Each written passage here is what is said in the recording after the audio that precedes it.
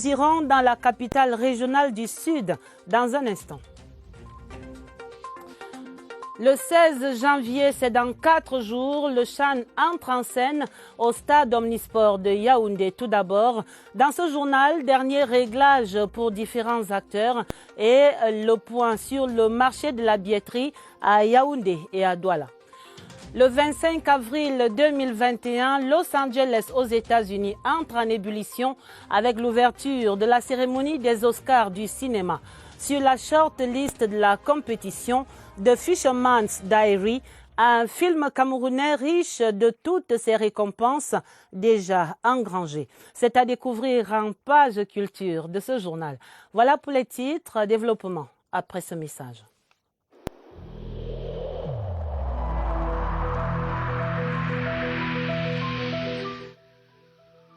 J'ai personnellement constaté que la plupart de nos concitoyens ne respectent plus les mesures de protection édictées par le gouvernement.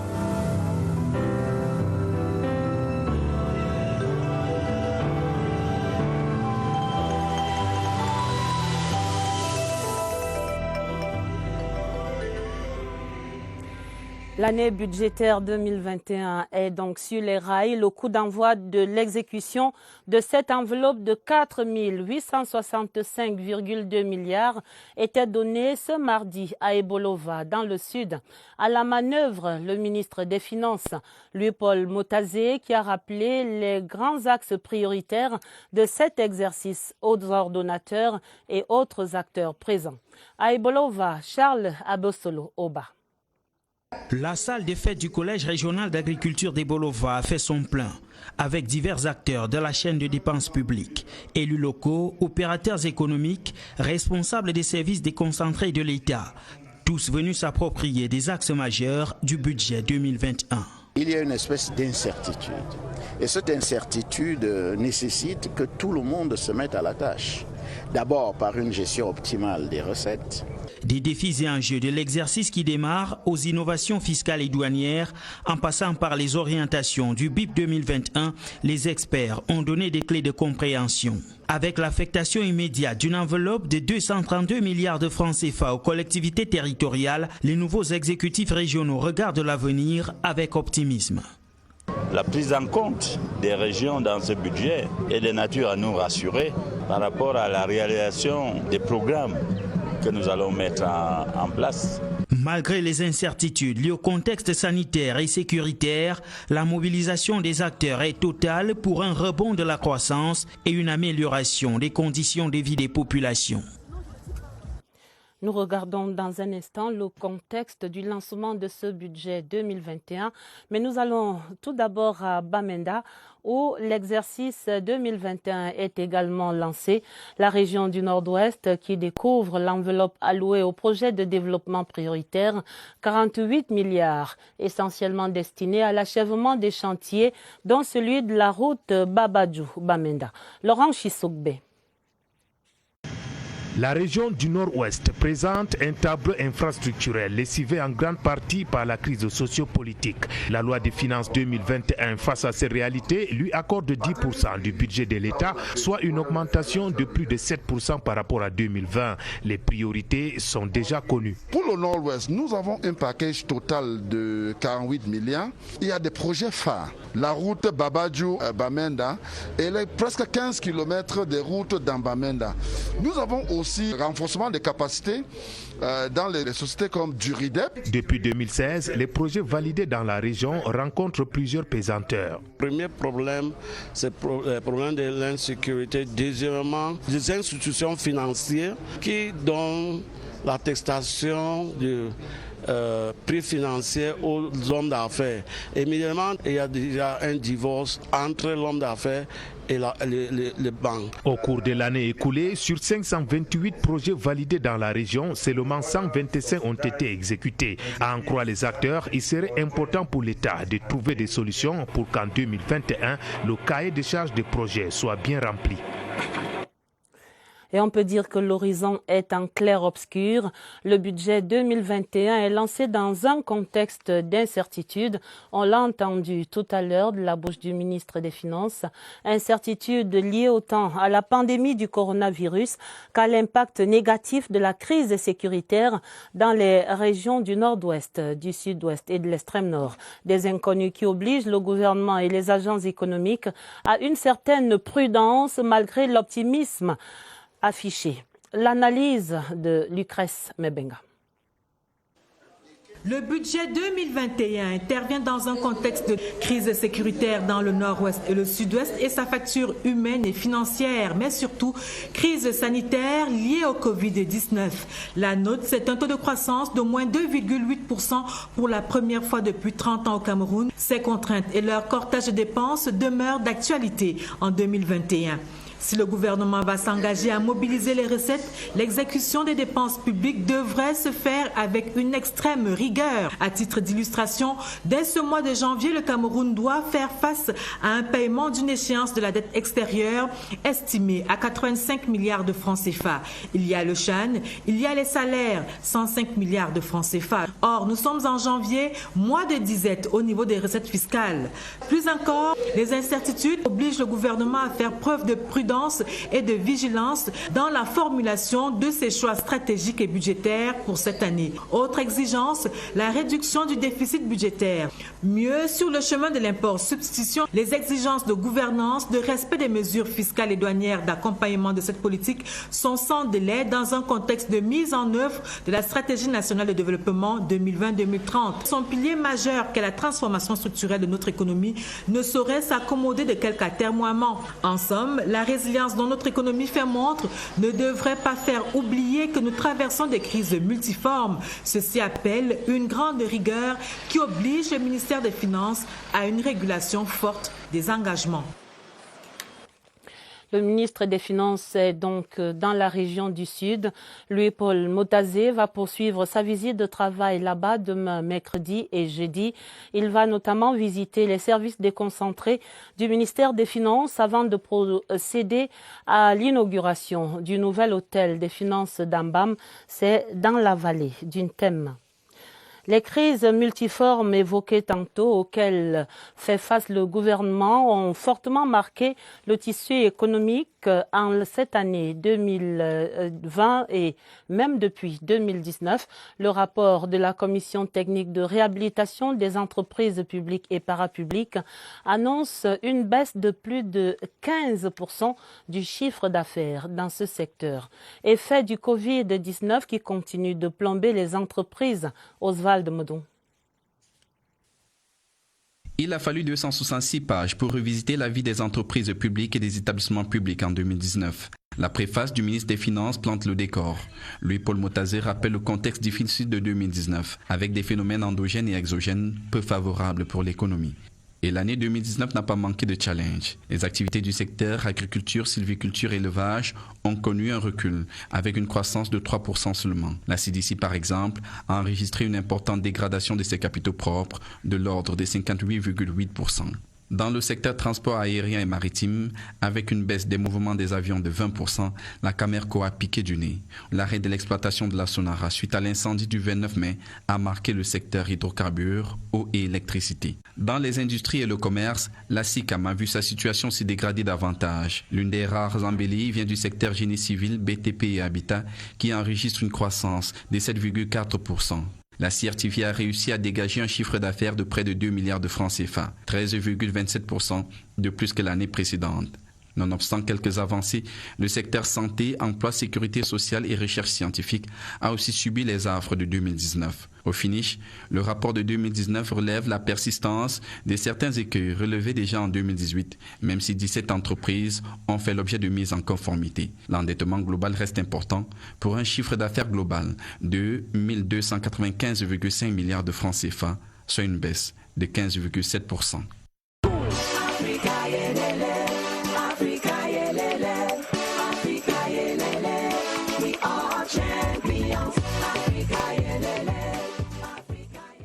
Et l'ambiance qui monte à 4 jours du coup d'envoi de cette grande fête du football africain au Cameroun. Le comité local d'organisation et ses partenaires procèdent au dernier réglage sur les 4 sites de l'événement. La parade d'ouverture se prépare. Les sièges sont attribués en conformité avec les mesures de distanciation. Par exemple, pour ceux qui seront au stade Omnisport, les 40 000 places de ce stade seront totalement libérées. 4 000, on dit 10 000 seulement seront occupées lors du match d'ouverture. Cameroun-Zimbabwe, c'est samedi. Nous faisons le point avec Joseph Gouet à Manding. Le quota de 25% de spectateurs sera respecté ici au stade Omnisport Amadou Ahidjo de Yaoundé à l'occasion du match d'ouverture ce samedi. Ces écriteaux en évidence sur certains sièges rappellent à suffire l'interdiction formelle de les occuper. Cette rangée de 26 places sous la tribune présidentielle par exemple ne pourra accueillir que 7 spectateurs. Il est question de respecter des mesures barrières face au Covid-19. Entre-temps, les acteurs de la parade d'ouverture de la compétition mettent des petits plats dans des grands en back-office. Les répétitions se font en groupe d'activités. Ici, au stade annexe, les chorégraphes ajustent le dernier pas. Ressortez la poitrine et on a le sourire, on regarde devant soi. Dans la grande cuvette, techniciens et volontaires répètent sur le déploiement du contenant de la scène. Le comité d'organisation a tout prévu afin que les téléspectateurs présents à la maison et les spectateurs présents au stade vivent quelque chose de mémorable. Encore 36 heures pour vivre tout ça en toute originalité. Le CHAN Cameroun 2021, la toute première compétition de la CAF en période Covid. Et ils se vendent comme des petits pains à Douala. Les tickets d'accès au stade sont disponibles dans la capitale économique depuis ce mardi. Les différents points de vente ne désemplissent pas, preuve de l'engouement des populations de Douala impatientes de vivre leur CHAN. Nous prenons le pouls avec Edouard Penda sur quelques points de billetterie à Douala.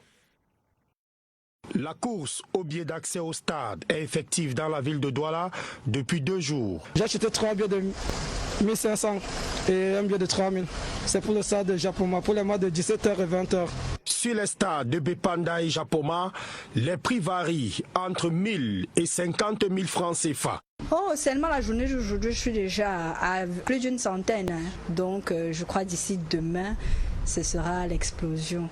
Au regard des stocks limités, pandémie du Covid-19 oblige, on peut parier que les différents points de vente que sont Kamtel Bepanda, la direction générale de Camerco à Bonanjo, la délégation régionale des sports et de l'éducation physique, la délégation départementale des sports et de l'éducation physique, le parcours Vita de Douala à Bonamoussadi, les stades de Bepanda et de Japoma seront fortement sollicités d'ici au début du championnat. Le son, l'image et l'écrit, la CRTV est naturellement au cœur de cet événement. Le directeur général Charles Ndongo et ses équipes opéraient les derniers réglages nécessaires pour une production et une diffusion optimale sur toutes les plateformes. Daniel Menanga explique le dispositif au stade Omnisport de Yaoundé. Stade Omnisport de Yaoundé, quelques jours, voire heures avant l'ouverture du championnat d'Afrique des Nations au Cameroun. La CRTV est en briefing avec la CAF et ses partenaires. Le site de Yaoundé est un site tout particulier. C'est ici que sera joué le premier match et aussi la finale.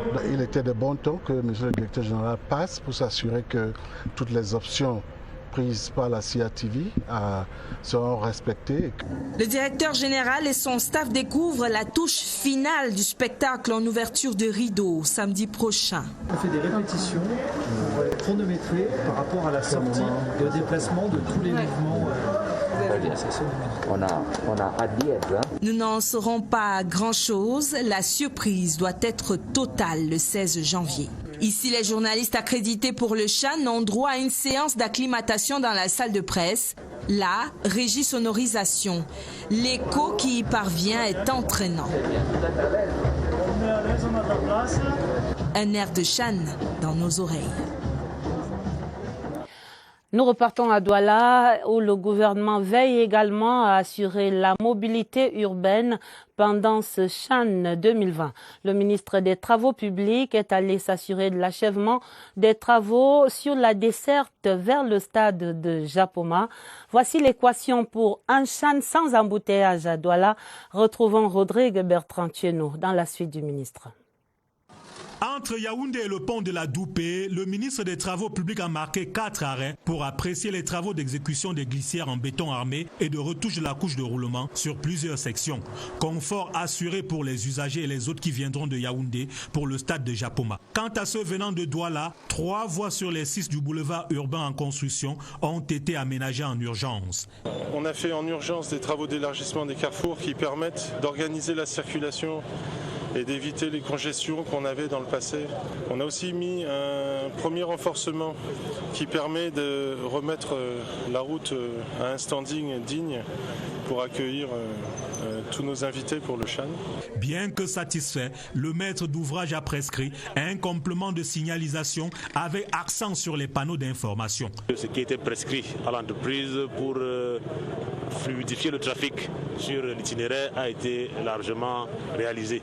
Au rythme des disponibilités financières, les travaux vont se poursuivre afin que les 3 autres voies du boulevard urbain soient aménagées dans la perspective de la CAN. Le Chan qui défie la crise sanitaire du Covid-19, le Cameroun en tout cas est prêt à toute éventualité, paré à toute éventualité. Chacune des 3 villes hôtes de la compétition dispose de plusieurs centres hospitaliers dédiés à cette compétition. Yaoundé en compte 4. À côté de l'hôpital central que vous découvriez hier sur ce plateau, voici ce que propose le centre des urgences de Yaoundé. Le Curie fin prêt pour le Chan. C'est un reportage de Martine Noël Ndengue. Voici le centre des urgences de Yaoundé, cœur battant des interventions rapides H24, 7 jours sur 7. Voisin de l'hôpital central, il s'est bâti une réputation dans la prise en charge des grands malades, blessés et polytraumatisés. En cas d'urgence, lors du championnat d'Afrique des Nations 2020, la structure est en alerte. Sur le Chan devait se jouer aujourd'hui, je pense que le Curie serait prêt.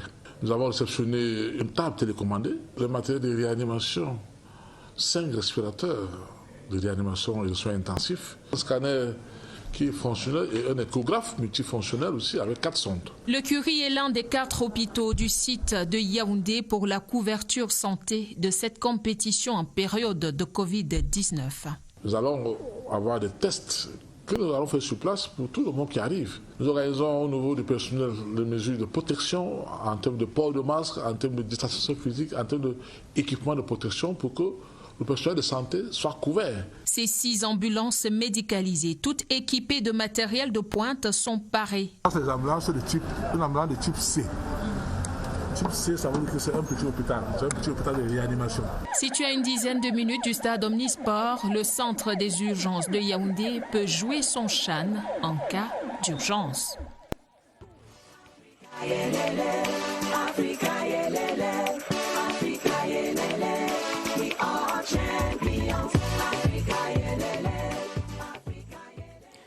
Et nous allons dans la région du Soleil Levant, l'Est, où la ville de Garoua-Boulaye est dans le calme et la sérénité, malgré la forte pression démographique due à l'afflux de près de 5000 réfugiés en provenance de la République centrafricaine. En plus de cela, près de 15 000 camions gros porteurs sont bloqués à la frontière avec le Cameroun. Le calme progressif à Bangui permet d'envisager des convois sous la protection de la MINUSCA dans le corridor Garoua-Boulaye Bangui. Voici les instructions à ce sujet données par le ministre Paul Atangandji à la fin de sa visite de travail hier à Garoua-Boulaye. C'est le récit de l'envoyé spécial Augustin Guizana. L'esplanade de l'ancienne sous-préfecture, la gare routière de Garoua-Boulaye sont engorgées. Depuis 3 semaines, plus de 1000 camions y sont stationnés. Ils n'ont pas pu franchir la frontière centrafricaine. J'ai des camions venant du Tchad, le carburant. J'ai des camions venant de Douala. J'ai des camions venant de la SCDP de Limbe. J'ai les produits PAM. J'ai la MINUSCA. j'ai des denrées alimentaires périssables dont le poisson, les oignons, j'ai le riz.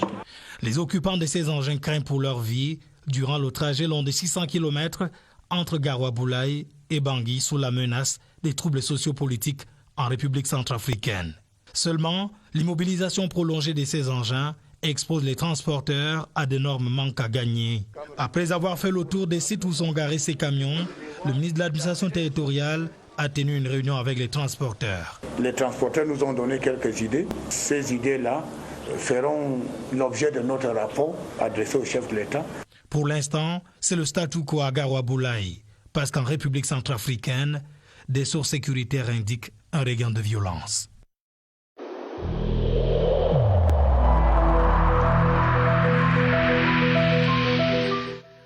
Je vous exhorte de nouveau à porter vos masques, à vous laver régulièrement les mains et à faire appel à un médecin ou à tout autre personnel de santé au cas où des symptômes apparaissent. C'est le seul moyen de préserver les vies et de freiner la propagation du virus.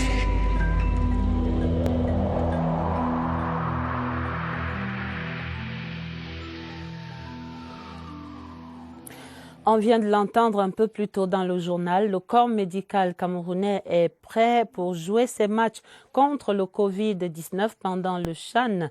Les protocoles sanitaires en vigueur recommandent notamment la poursuite des dépistages tous azimuts. Mais comment cela va-t-il fonctionner exactement sur le terrain? Pour les explications, nous retrouvons Évariste Eyenga et son invité qui nous attendent déjà au centre des opérations des urgences de santé publique. C'est au quartier Messa, ici à Yaoundé. Bonsoir Évariste. Et vous dites que les dépistages seront en vigueur, même sur les stades pour les avant-matchs. Bonsoir, les dépistages Covid seront effectifs pendant le CHAN 2020. Évidemment, ce ne sont pas tous les spectateurs qui en seront sujets. Il y a un certain nombre de personnes visées, lesquelles allons le savoir sous le guide du docteur Blaise Akenji. Il est médecin biologiste. Docteur, bonsoir. Bonsoir. Question simple, qui sera testé pendant le CHAN? Okay, merci pour la question simple. D'abord, tous les officiels de la CHAN, tous les joueurs et les délégations arrivant dans nos aéroports et nos postes de santé aux frontières seront testés selon le protocole national. En plus, tous les joueurs et tous les acteurs qui doivent être présents sur les pelouses ou autour des stades seront aussi testés avant chaque match. Et finalement, à titre de rappel, le testing continuera comme d'habitude pour la population générale. Merci pour la question. Docteur Blaise Akenji, merci aussi pour toutes ces précisions. On le sait déjà, les personnes visées sont particulièrement les acteurs dans l'aire de jeu, les acteurs tout autour de l'organisation du CHAN 2020, dans un timing qui a été bien établi, vous l'avez suivi la veille pour la plupart. Merci à votre invité. Nous allons parler culture et du 7e art et ce sujet de grande fierté, un film camerounais dans la sélection officielle de la 93e édition des Oscars 2021, The Fisherman's Diary du jeune réalisateur Kankintus. Et à cette compétition du cinéma mondial 40 années après son compatriote Daniel Kamois. Le signe indien est donc brisé par un long métrage qui a déjà reçu près de 30 distinctions en seulement une année de parution. Serge Atangana-Bissot. Il n'en voulait que 93, venus du monde entier, tournés hors du pays de l'oncle Sam et surtout où on parle tout sauf l'anglais. Cette histoire tristement camerounaise d'une enfant de 11 ans pour le père de qui l'école n'est pas un prérequis essentiel a tapé dans l'œil des sélectionneurs des Oscars 2021, la 93e édition du plus prestigieux des podiums du cinéma planétaire. Fisherman's Diary, c'est une trentaine de récompenses déjà glanées dans divers festivals en Afrique et ailleurs. Sorti en début 2020, ce drame de 143 minutes chrono avait déjà raflé 4 prix aux derniers écrans noirs à Yaoundé. Par le jeu de ses acteurs, parmi lesquels la chanteuse Daphné, mais aussi pour le dilemme d'un père pêcheur qui subit le peu d'instruction de son épouse. Lokrama dans le film réalisé en pidgin English et considère avec méfiance le choix de sa fille de suivre la trace des bancs d'école, échappant du fait au filet de pêche qui était sa destinée par le lien de sang. Pour l'instant, le film est sélectionné seulement à Hollywood. Le chemin est encore long jusqu'à un Oscar remporté. Cérémonie officielle en avril prochain, si Covid permet. On croise les doigts. En religion, la conférence épiscopale nationale du Cameroun est en conclave depuis hier. Les évêques du Cameroun qui tiennent depuis hier donc à Bafan leur 44e séminaire annuel. C'est sous la présidence de Monseigneur Abraham Komé. Le thème de la rencontre, la conférence épiscopale et son avenir, c'est pour parler de la fraternité dans le contexte actuel des régions du nord-ouest, du sud-ouest et de l'extrême nord. Et ces travaux vont durer 6 jours. Stéphane Francky-Kana est à Bafan. Dans le souci d'une redynamisation de la conférence épiscopale nationale du Cameroun, les évêques renouent avec la tradition dans le diocèse de Bafan de passer d'un diocèse à un autre pour vivre des moments de partage et de communion. La conférence épiscopale et son avenir est le thème qui va permettre aux prélats d'évaluer le fonctionnement et l'orientation de la CENC. En permanence, quand on a un peu d'intelligence, il faut se remettre en question et il est bien qu'un corps sérieux comme le nôtre puisse remettre sur la table tous ses acquis. En fonction du contexte actuel dans les régions du nord-ouest, du sud-ouest et de l'extrême nord du Cameroun, la notion de la fraternité sera au centre des travaux. Fratelli Tutti, une encyclique du pape François. Quand on se reconnaît frère des autres, on est plus porté à les protéger, à protéger leur vie, n'est-ce pas, qu'à la détruire. Les travaux du 44e séminaire annuel des évêques du Cameroun, qui se tiennent à Bafan, vont durer 6 jours. Les chrétiens de la Cameroon Baptist Convention à Bamenda accueillaient dimanche dernier leur nouveau président exécutif, le révérend Dr Charlemagne dit Témé, entend œuvrer pour la paix dans les zones en conflit et il entend également travailler pour le développement des œuvres sociales au sein de l'Église. Emmanuel Koloko est à Bamenda. La joie des chrétiens est au comble au moment de l'installation officielle de leur nouveau berger. Le révérend Dr Charlemagne dit Témé est désormais le président exécutif de la Cameroon Baptist Convention.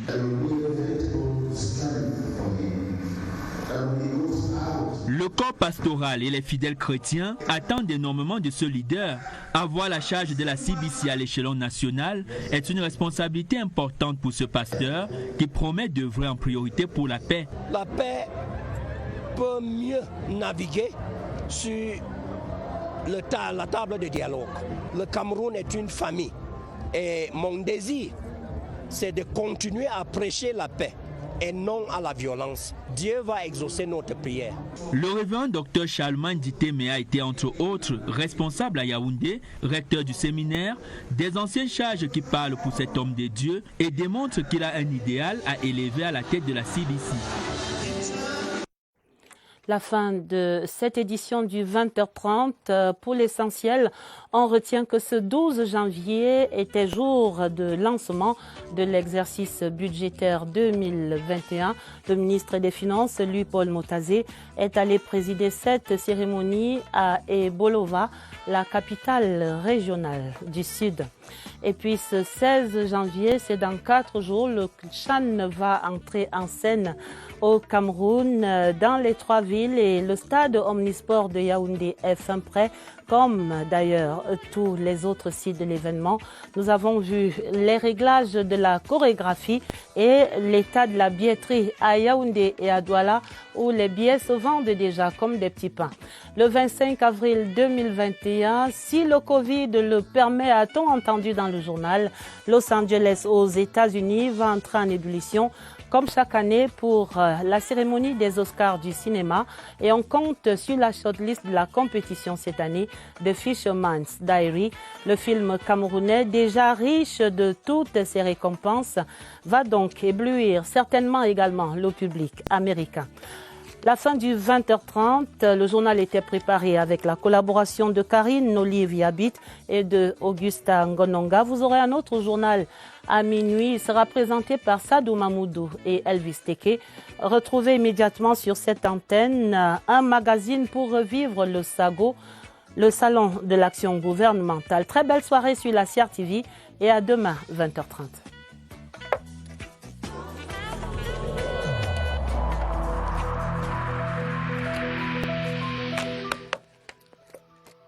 Malgré nos efforts, le Covid-19 a endeuillé de nombreuses familles et provoqué de graves difficultés dans le fonctionnement de notre économie et de notre société.